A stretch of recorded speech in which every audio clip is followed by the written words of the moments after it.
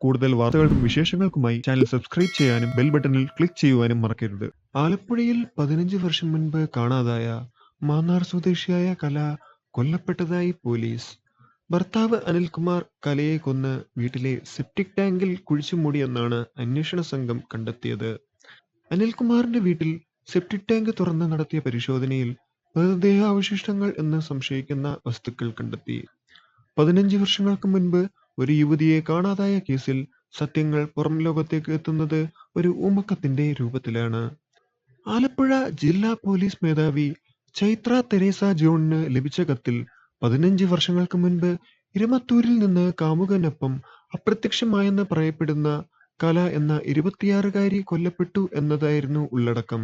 കൊലപ്പെടുത്തുന്ന രീതിയും പങ്കുള്ളവരുടെ പേരുകളും ഉൾപ്പെടെ വിശദമായി കത്തിൽ ഉണ്ടായിരുന്നു. തുടർന്ന് അതീവ രഹസ്യമായി അമ്പലപ്പുഴ പോലീസിനെ കേസ് അന്വേഷിക്കാൻ ഏൽപ്പിച്ചു. മഫ്തിയിൽ ഉള്ള അന്വേഷണ സംഘം രഹസ്യമായി വിവരങ്ങൾ തേടുന്നുണ്ടെന്ന് അറിഞ്ഞ് കൊലപാതക വിവരം അറിയാമായിരുന്ന ബന്ധുക്കൾ ഇസ്രയേലിൽ ഉള്ള അനിൽകുമാറിനെ വിവരം അറിയിച്ചു. തുടർന്ന് അനിൽകുമാറിന്റെ അടുത്ത ബന്ധുക്കളടക്കം 5 പേരെ കസ്റ്റഡിയിൽ എടുത്ത് ചോദ്യം ചെയ്തപ്പോഴാണ് രഹസ്യങ്ങളുടെ ചുരുളഴിയുന്നത്.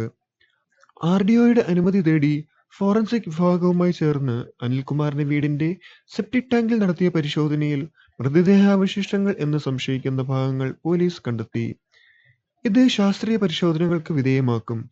കലയെ അനിൽകുമാറിന്റെ കാറിൽ കൊല്ലപ്പെട്ട നിലയിൽ കണ്ടതായി കസ്റ്റഡിയിൽ ഉള്ളവർ പോലീസിന് മൊഴി നൽകിയതായി സൂചനയുണ്ട്. കഴുത്തിൽ തുണി ഉപയോഗിച്ച് മുറുക്കിയാണ് കൊലപാതകമെന്നാണ് വിവരം. സുരേഷ്, ജിനു രാജൻ, പ്രമോദ്, സന്തോഷ് എന്നിവരാണ് കസ്റ്റഡിയിൽ ഉള്ളത്. 2 സമുദായത്തിൽപ്പെട്ട കലയും അനിൽകുമാറും പ്രണയിച്ച് വിവാഹം കഴിച്ചവരാണ്. ഇതിൽ ഒരു മകനുമുണ്ട്. കലയെ കാണാതായപ്പോൾ സ്വർണവും മറ്റുമായി ഒളിച്ചോടിപ്പോയെന്നായിരുന്നു പ്രചാരണം. അതുകൊണ്ട് തന്നെ കലയുടെ ബന്ധുക്കൾ പരാതി നൽകിയില്ല. 2 മാസത്തിനുള്ളിൽ അനിൽകുമാർ പുനർവിവാഹം കഴിക്കുകയും ചെയ്തു.